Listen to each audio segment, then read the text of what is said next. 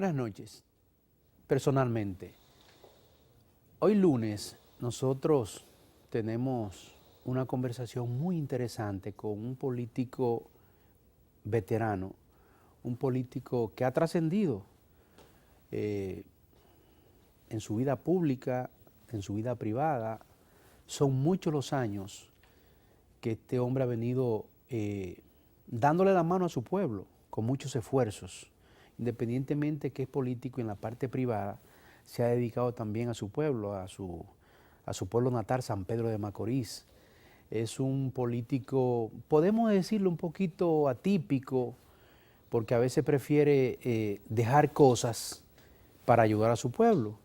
Se trata del senador hasta que él quiso en aquel tiempo y volvió a quererlo ahora, el senador de San Pedro de Macorís, José Jacín Frapiel.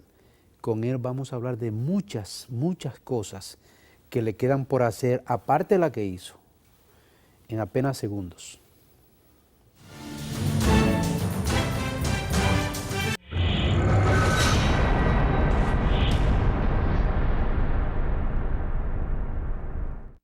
Esta noche el senador de San Pedro de Macorís, don José Jacín Frapiel.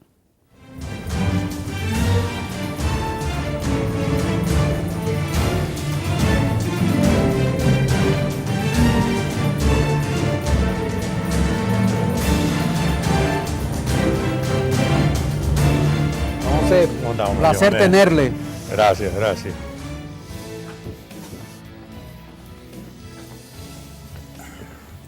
Don José, usted primero tengo que agradecerle mucho que usted haya venido de San Pedro de Macorís, porque mucha gente que le conocen de muchos años me han escrito, me han llamado y me dijeron ese término. ¿Y cómo tú conseguiste ese Camaján hoy lunes? Un hombre que no para en la capital. Entonces le agradezco mucho que usted haya hecho este esfuerzo para estar aquí personalmente con nosotros. Bueno, antes que nada, Giovanni, muchas gracias por invitarme a tu programa personalmente. Yo en realidad vengo casi diario a la capital, Sí. Lo que no duermo en la capital. Yo me voy a San Pedro porque me es más fácil ir a San Pedro que moverme de un extremo a otro en la ciudad capital. Llego más rápido. Entonces, tengo mi casa, mi comodidad de mi casa. Yo tuve casa por muchos años aquí en Santo Domingo y a veces me pasaba 3, 4 años y ni siquiera la visitaba. A veces pues comía ahí, ese tipo de cosas, pero yo me siento cómodo y a mí no me molesta un viaje y que cada día el viaje a San Pedro de Macorís se hace más corto, más fácil. Con la autovía nueva, en carretera, uno se coge 35 minutos de puente a puente. Ahora, del puente hacia adentro se complica la cosa. Pero en carretera no es tantísimo. Entonces, hablar de un viaje de 35, ponle tú 40 minutos, no es hablar de un viaje muy largo y sobre todo que uno tiene muchos instrumentos en la mano mientras viene en el carro, un teléfono. Eso sí. Y viene haciendo múltiples cosas y se mantiene uno trabajando. Entonces, ¿cómo y de qué forma usted se involucra en la política? ¿Quién lo lleva a ser político? Mira, nunca en mi vida pensé que iba a participar activamente en la política. Eso sucedió en el año 1990, que el presidente Balaguer, antes del 90, en el 89, el presidente Balaguer le pidió a mi papá que quería que yo aceptara la candidatura a senador por San Pedro de Macorís. Y en esa ocasión mi papá le dijo, no meta a mi hijo en política, yo le voy a aceptar la candidatura a senador y voy a correr por San Pedro. El que mi papá aceptara, implícitamente, me llevaba a mí también, porque mi padre ya tenía una edad avanzada, con problemas visuales, y yo tuve que acompañarlo durante todo un proceso de campaña que no fue muy largo para él, fue un proceso que duró alrededor de pues eso fue en febrero, marzo, abril y mayo, alrededor de unos 2 meses y medio, 3 meses, no más de ahí. Y yo me involucré con él y dirigí prácticamente la campaña de mi padre, producto de sus dificultades que tenía propia de su edad.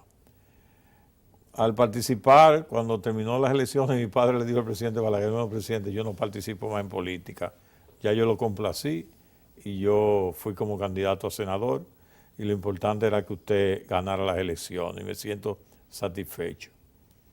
Mi padre se sale y yo me quedé. Me quedé porque ya yo había hecho contactos, había estado 3 meses inmersamente metido en lo que era el activismo político.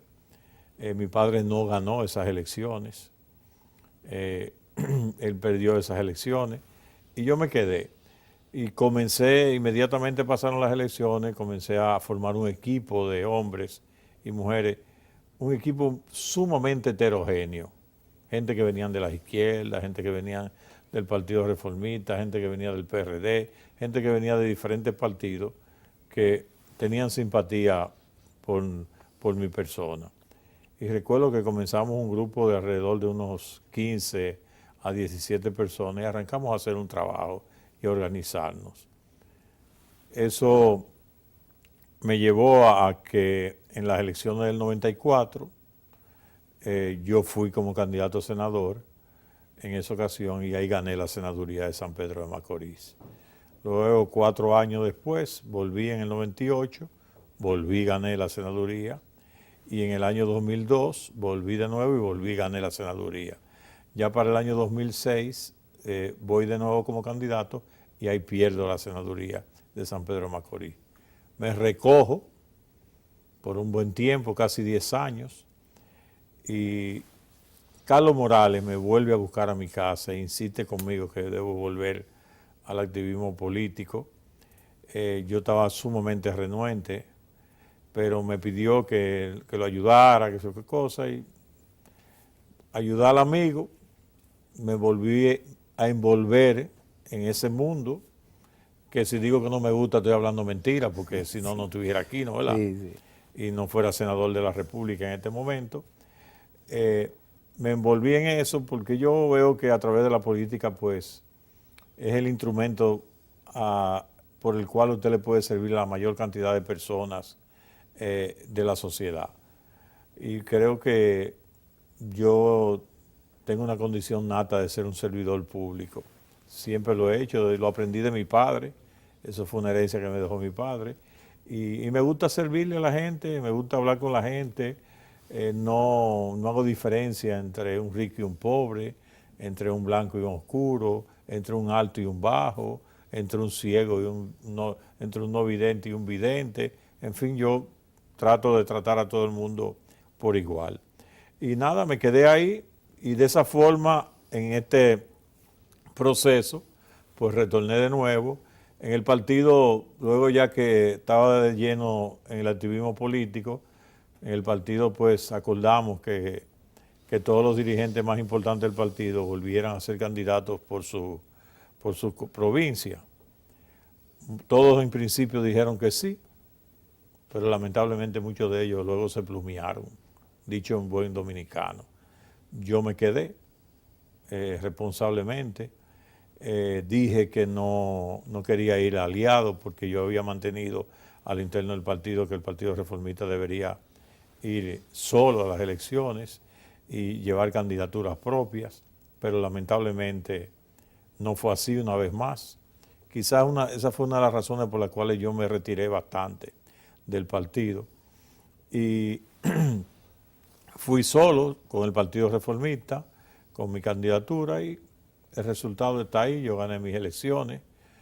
Agradezco una vez más al pueblo de San Pedro de Macorís que me ha visto nacer, crecer y desarrollarme, que depositaron su confianza conmigo y votaron masivamente una vez más por mi candidatura.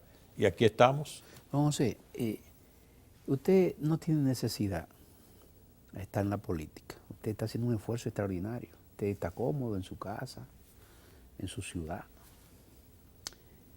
¿Qué usted busca con esta senaduría y como político? ¿Qué legado usted quiere dejarle a San Pedro de Macorís? No solamente a San Pedro, al país. Ajá. Yo creo que República Dominicana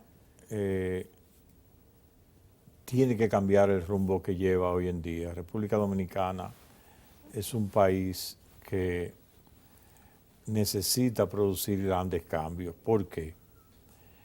Yo pienso que el que un partido se mantenga en el poder por un tiempo muy largo termina haciendo daño al país, porque se acomodan muchas cosas, porque se crea una hegemonía muy grande y yo creo que República Dominicana necesita producir cambios que permitan la alternabilidad en el poder. Así como reclamo a lo interno del Partido Reformista que haya alternabilidad de nuestras autoridades, también yo creo que debe suceder a nivel del país. ¿Y qué busco yo en la política? Todos mis intereses están aquí en el país. Es así. Y yo lo que quiero es un país que sea justo, que sea equilibrado, que haya una mejoría de la calidad de vida de todos los dominicanos, que los dominicanos se sientan orgullosos de vivir en la República Dominicana, que no tengan que pensar en coger una yola y zarpar hacia Puerto Rico, y así sucesivamente. Yo sé que es cierto que todo el mundo no va a estar acorde con las cosas que se puedan hacer, pero que la mayoría, sobre todo los que más necesitan, puedan vivir en mejores condiciones que lo que están viviendo hoy en día. San Pedro de Macorís, ¿qué usted cree que se debe hacer en San Pedro de Macorís en estos actuales momentos? Mira, Macorís está atravesando una crisis, yo diría, política, económica y social tremenda, fuerte. Por la sencilla razón, San Pedro de Macorís en la última década perdió prácticamente las 3 fuentes de empleo que teníamos. Se perdió Zona Franca, que llegamos a tener 40 y pico mil empleos, y hoy debemos tener unos 8 o 9 mil empleos en la Zona Franca. Entonces estamos hablando que ahí se fueron 30 y pico mil empleos directos. El 90%. Sin hablar de los empleos indirectos. Los centrales azucareros del Consejo Estatal del Azúcar, que eran 4, apenas queda 1. Ahí se fueron alrededor de 6 o 7 mil empleos más. Y el sector turístico de San Pedro de Macorís, que es Juan Dolio y Guayacanes, llegó un momento que colapsó y comenzó a crecer la parte inmobiliaria en Juan Dolio y Guayacanes. Pero tú sabes que la parte inmobiliaria no crea el volumen de empleo que emplea la hotelería. Entonces ahí se fueron 4 o 5 mil empleos más. Todo eso pasó de la noche a la mañana, pero lamentablemente ninguno de esos empleos se han repuesto en San Pedro de Macorís. O sea, estamos hablando de un volumen de más de 50 mil empleos. Un golpe fuerte. Es un golpe. Oye, hablar en una población de 300 mil habitantes, que tú pierdas 50 mil empleos directos, eso es una catástrofe. Eso es una catástrofe. Entonces, ¿qué pienso yo que se debe hacer? San Pedro de Macorís tiene que innovar. San Pedro de Macorís tiene que tratar de hacer cosas que no sean las tradicionales de las cuales... ¿Cómo cuáles, senador? ¿Cómo cuáles, Mira, por ejemplo? Yo estoy trabajando en un proyecto de ley para tratar de recuperar lo que es el casco histórico de San Pedro de Macorís. Tú sabes que San Pedro de Macorís en la década del 30 y del 40 prácticamente se convirtió en la ciudad capital de la República Dominicana. Usted hizo su campaña en base a eso también. Yo lo escuchaba. Por supuesto que sí. Sí. Y estoy ejecutándolo.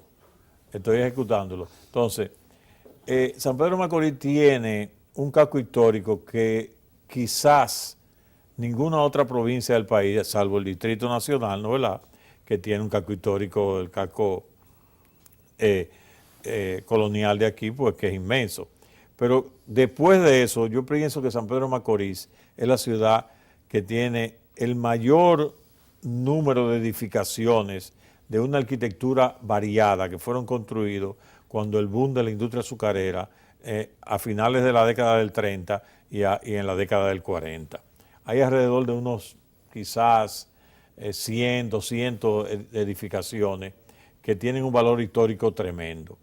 Entonces, yo que he viajado y mucha gente que ha viajado sabe que muchas poblaciones en Europa, en Estados Unidos, han cogido esos cascos históricos y lo han remozado para utilizarlos en dos vertientes. La primera es tratar de dar un apoyo a la parte cultural y la segunda, utilizarlo turísticamente.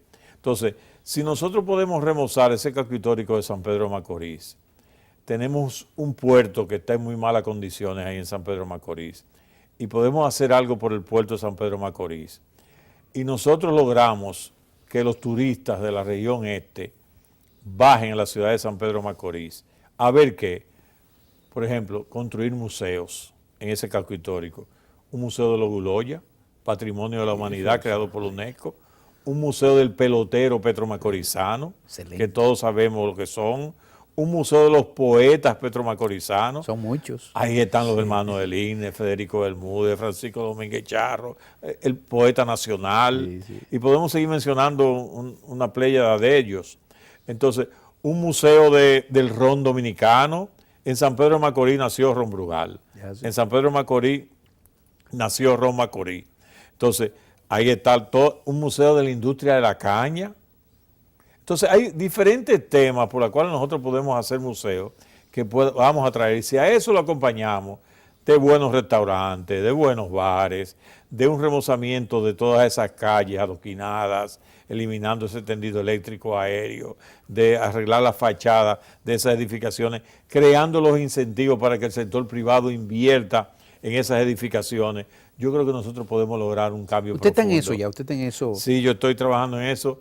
¿Ha introducido algún proyecto para...? No, mira, desde que yo estuve como rector en la universidad, ya yo salí de la universidad hace aproximadamente 3 años y pico, casi 4, yo comencé con ese proyecto y firmamos un acuerdo con MITUR, con el Ministerio de Turismo. Y ya el Ministerio de Turismo ha hecho cosas en San Pedro de Macorís. Ahí tenemos un edificio, que es el antiguo correo, que se construyó en la década del 40, que ya ha sido rescatado totalmente y está totalmente reacondicionado como era originalmente, y que esa edificación la queremos inaugurar y utilizarla para hacer actividades culturales. Pero también se está hablando de comenzar un proyecto que se hizo aquí en la ciudad colonial de ayúdame a pintar el frente de tu casa, para coger todas esas edificaciones de la calle Duarte y comenzar a remozar los frentes de esas edificaciones que son bellísimas, bellísimas, con una arquitectura preciosísima. Me imagino que usted haría el contacto con el ministro de Cultura. Por supuesto que sí, lo hemos hecho con el de Turismo y con el de Cultura, con ambos.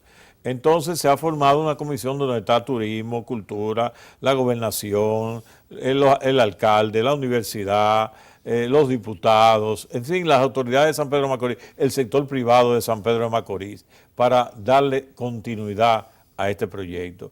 Yo pienso que ese es un proyecto que si se logra conceptualmente como yo pienso que se puede hacer, es un proyecto que fácilmente puede crear entre 8 y 10 mil empleos en San Pedro de Macorís. Hay que reingeniársela. En la crisis es que hay que... pero por supuesto es que uno tiene que inventar cosas, y no inventar, idear cosas nuevas. Entonces, porque no podemos seguir pensando que vamos a volver a vivir de la industria azucarera. Jamás.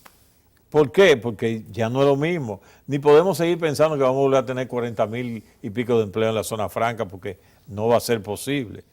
Gracias a Dios, Juan Dolio y Guayacanes he ayudado en eso también. Ya tiene 2 hoteles nuevos, está comenzando como un renacer en la zona de Juan Dolio y Guayacanes, que está comenzando a crear algunos empleos, y eso es importante. Yo soy de lo que pienso que si resolvemos el problema de los empleos en San Pedro de Macorís, resolvemos más del 50% de los problemas que tiene la provincia. Y el gran por ciento del turismo es para esa zona que está. Por supuesto. Sí. Por supuesto, Macorís está enclavado en la zona turística más poderosa que tiene el país.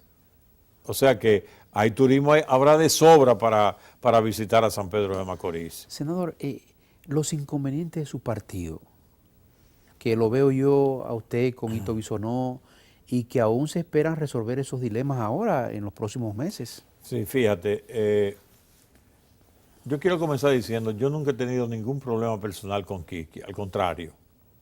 somos medio parientes y familia y nos tratamos Y como son tal. de allá también. Y nos tratamos como tal. Ahora, no es posible que el Partido Reformista siga con las mismas autoridades que tiene, que han polulado en los cargos directivos del partido por más de 20 años. Y el Partido Reformista cada día más disminuyéndose. Entonces, yo creo que el Partido Reformista necesita producir cambios en su cuadro directivo y debe darse la oportunidad a otro grupo de que dirijan la cosa a lo interno del Partido Reformista. Y los mismos reformistas lo están pidiendo a gritos. Entonces, eso no es posible que podamos continuar con la misma gente dirigiendo el partido y el partido todos los días hacia atrás. El mejor ejemplo de esto era lo siguiente. Cuando Joaquín Balaguer era candidato presidencial, siempre el Partido Reformista, el signo que hacíamos era con el 1. ¿Por qué? Ocupábamos el recuadro número 1 de la boleta. Salió Joaquín Balaguer del espectro político y empezamos con el 2. Y ese era el signo de nosotros. En la campaña pasada, en la cual yo salí senador, el signo de nosotros fue el 3. Y en la del 20 va a ser el 4.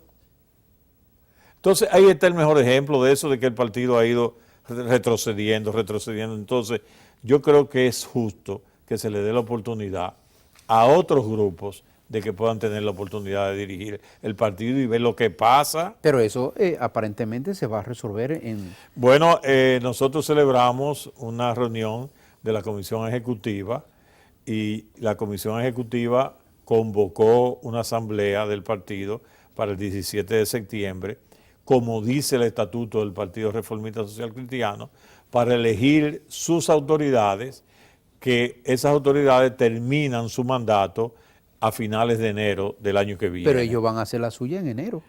Es que no se puede hacer una asamblea en enero cuando el estatuto del partido te está diciendo que la asamblea se hace en ¿Y septiembre. por qué pusieron esa fecha la otra parte? Eso habría que preguntárselo a ellos. Senador, ¿usted no cree que es complicado resolver eso? Es complicado, pero no ha habido... Perdón, ¿usted no lo ha llamado para Mira, que sanamente resuelvan eso? De senador? todas maneras, el problema es que no se puede creer en lo que nos dicen, porque tienen 20 años diciéndonos lo mismo y haciendo todo lo contrario a lo que nos dicen. Entonces, no hay forma de que tú puedas creer en lo que te están diciendo. Y ese es el problema de todo esto, es un asunto de credibilidad. No es otro asunto, es credibilidad, es que te dicen algo y que va a suceder algo y después te hacen todo lo contrario. Porque esa parte le ha acusado a la suya, de que están con amores en el gobierno, cerca del gobierno. Pero mira qué cosa. Yo nunca he sido funcionario de ningún gobierno, ni Ni siquiera de lo ni de del Balaguer. suyo. Ni siquiera de lo de Balaguer. Y Tobisonó nunca ha sido funcionario de ningún gobierno. Y los que están dirigiendo el partido han sido funcionarios. No hace mucho. Han sido funcionarios. O sea que, mira la cosa de la vida. Los que no hemos sido nunca nada, nos acusan de que estamos en contubernio. Y los que han sido todo el tiempo, entonces ellos no. Entonces como que hay algo como que no encaja ahí, ¿no? ¿Verdad? Entonces vamos a hablarlo claro. Vamos a hablarlo claro. Es que eso no es verdad. Es que eso no es verdad. Además, ¿quién impulsó la candidatura de Kiki a la presidencia del partido en el 2014? Cuando yo corrí aspirando a ser candidato, a ser presidente del partido. Fue del sector del gobierno que impulsó eso en esa ocasión. Entonces, eso fue público. Entonces, ven acá. Entonces, ¿cómo es que no hay decimos? forma de que se eviten esa decisión ahora en septiembre. Es que el estatuto del partido eso es lo que dice, que debemos celebrar la asamblea en el mes de septiembre y el cambio de directiva se debe dar a finales de enero. ¿Ustedes tendrían un candidato independiente, entonces irían solo a las elecciones del 20? Que ese es su propósito. Eso es lo que nosotros queremos, justamente eso es lo que nosotros queremos, llevar candidatura propia. ¿Le hubiese Y ido por eso mejor? volví yo a la política en el Senador, partido. ¿le hubiese ido mejor ahora solo? Yo pienso que sí. O por el mejor ejemplo de eso soy yo. Sí, usted se la jugó ahí. El mejor ejemplo de eso soy yo. Si yo pude en San Pedro de Macorís recomponer el partido, yo sabiendo que en el Partido Reformista hay cantidades de personas que tienen liderazgo propio que lo pueden hacer, ¿por qué no podíamos ir solos? ¿Por qué no lo podíamos hacer? Pero es que el problema es que siempre se dice que nos vamos solos, y al final del camino vamos como bisagra. Senador, usted nos permite unos minutitos. ¿Cómo Si, no? si usted no lo permite, si no seguimos. No, como Aquí el invitado es el que manda. No, senador. no tengo problema. Sí, vamos a la publicidad, por favor.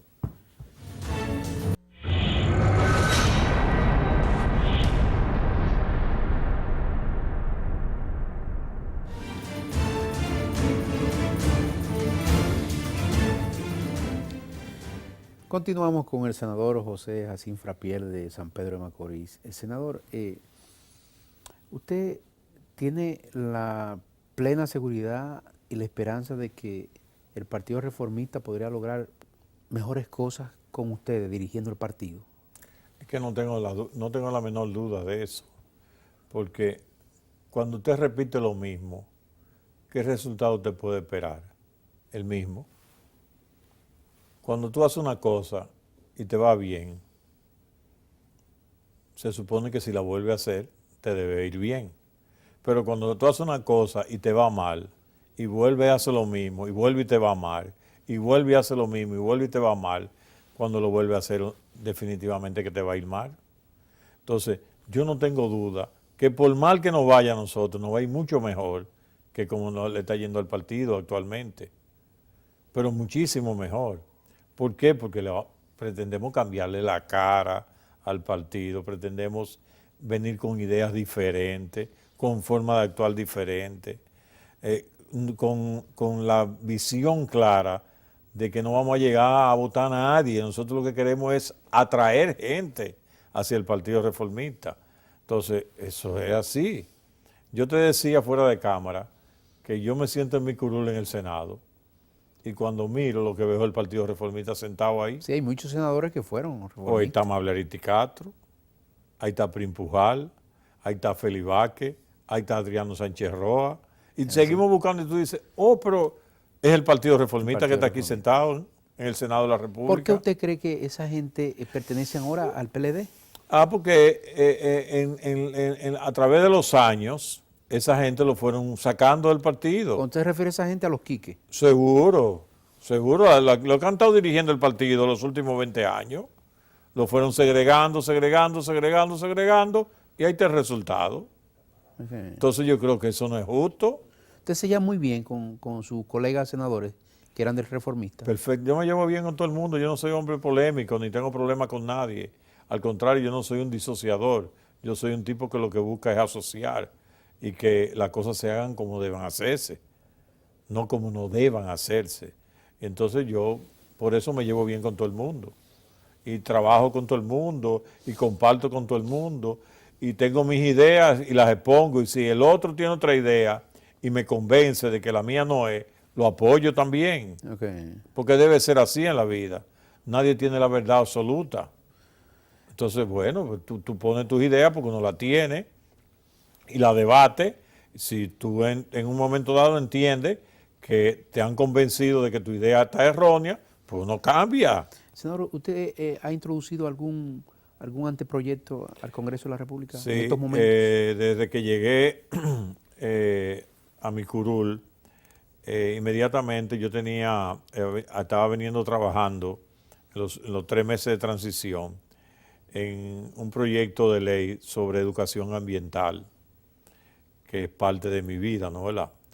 Y eso es lo que está de moda en el mundo. Exactamente. Senador. Entonces yo introduje, junto con el senador Charlie Mariotti, un proyecto sobre educación ambiental que está en la Comisión de Educación, y yo pienso que en la próxima legislatura ese proyecto, antes de que finalice el año, si Dios quiere, esperemos que se pueda convertir en ley, sobre todo en un momento en que el cambio climático está dándole duro a la República Dominicana, y ahí vemos cómo ha cambiado el clima, ahí vemos los fenómenos naturales que se dan y que afectan de una manera u otra. Este año, todas esas inundaciones que hemos tenido en la zona norte del país, que que le ha costado al país Mucho dinero.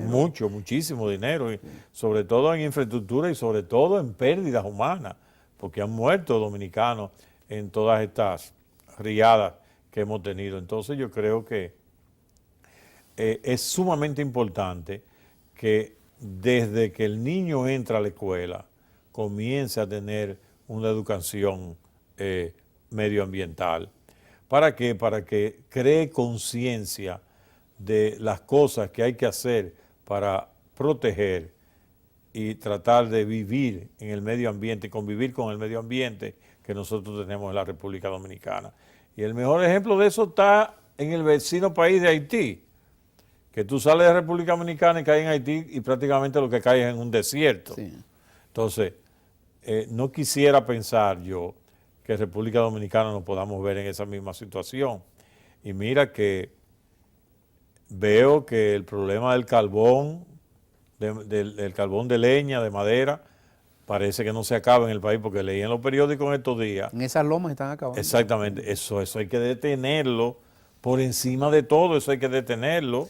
Se exporta carbón de aquí. Eso, mira, yo vi increíble. eso, Sí. yo en un supermercado en la Florida, que fui y vi unas fundas que decía carbón de leña, Made in Dominican Republic. Sí, Barahona, Eso la me loma dio la están ganas de acabando. llorar a mí. Eso, mira, eso no puede ser. Eso es acabando con Las la foresta de la cordilleras, República. senador, la están acabando. Eso no puede ser, eso hay que detenerlo a cualquier precio, eso hay que detenerlo. Mire que el presidente tiene unos proyectos muy interesantes para Vallejuelo y todo eso ahí, pero hay que ponerle coto Eso a hay que enfrentarlo. Así como se enfrentó el problema de Valle Nuevo en Constanza, eso hay que enfrentarlo también, Sí. pero con posiciones firmes y decididas, y eso no puede seguir. Bajo ningún concepto se puede seguir. Entonces yo pienso que con una ley de educación medioambiental nosotros vamos a poder avanzar para que los dominicanos, los niños, los jóvenes, los adultos, pues se vayan educando en cómo se debe proteger el medio ambiente en el cual nosotros vivimos. Senador, escúcheme que introduzca el tema de su familia, de su padre, sus abuelos, en San Pedro de Macorís, los aportes que han hecho ustedes específicamente en la educación. Es cierto, yo creo que mi padre nunca se imaginó el impacto social y económico que iba a tener la Universidad Central del Este al momento de su fundación, el 15 de octubre del año 1970. Ya la universidad se está convirtiendo en adulta. Gracias a Dios la universidad se ha consolidado muchísimo, se ha institucionalizado muchísimo, y la universidad pues ha dado mucho fruto a la sociedad dominicana. Y yo creo que el legado más grande que puede dejar mi familia a la sociedad dominicana se llama la Universidad Central del Este, porque es una institución que ha permitido desde su fundación que miles de dominicanos hayan podido obtener una carrera con calidad de enseñanza y que pudieran tener acceso a una educación de calidad. Todavía hoy en día, la Universidad Central del Este mantiene un programa de becas y créditos donde alrededor de la tercera parte de sus estudiantes se benefician de esto. Y mira, estamos hablando que nosotros tenemos alrededor de unos 8,000 alumnos. Y hablar de una tercera parte de eso, estamos hablando de 2,000 y pico de alumnos. Casi la mitad. Exactamente, o sea que estamos hablando de un volumen grande de estudiantes que se sigue beneficiando bajo un programa de la propia institución de becas y créditos que permite que muchos jóvenes que de otra manera jamás hubiesen podido llegar a convertirse en profesionales. Senador, nosotros nos quedan apenas 2 minutos por si usted quiere hacer alguna sugerencia a sus compatriotas y al pueblo dominicano desde aquí. Bueno, yo pienso que aprovecho esta oportunidad para decirle a todo el pueblo dominicano que todos y cada uno de nosotros tenemos que hacer nuestro aporte para que se fortalezca cada día más la democracia en nuestro país. Tenemos que luchar porque el país sea un país independiente y que los empréstitos no nos lleven a tener que subyugarnos a los otros intereses que impliquen el tener que República Dominicana arrodillarse. Por eso siempre he dicho que tenemos que tener mucho cuidado con el nivel de endeudamiento de la República Dominicana y decirle a los dominicanos que cada día, cada uno de nosotros debemos luchar porque podamos vivir con mayor equidad y con mayor calidad de vida y que eso no se quede concentrado en un solo grupo de la sociedad, sino que se pueda diseminar entre todos y cada uno de los dominicanos. Senador, muy agradecido y satisfecho. Muchas gracias, Mayone. Gracias al senador de San Pedro de Macorís, José Jacín Frappier. Buenas noches.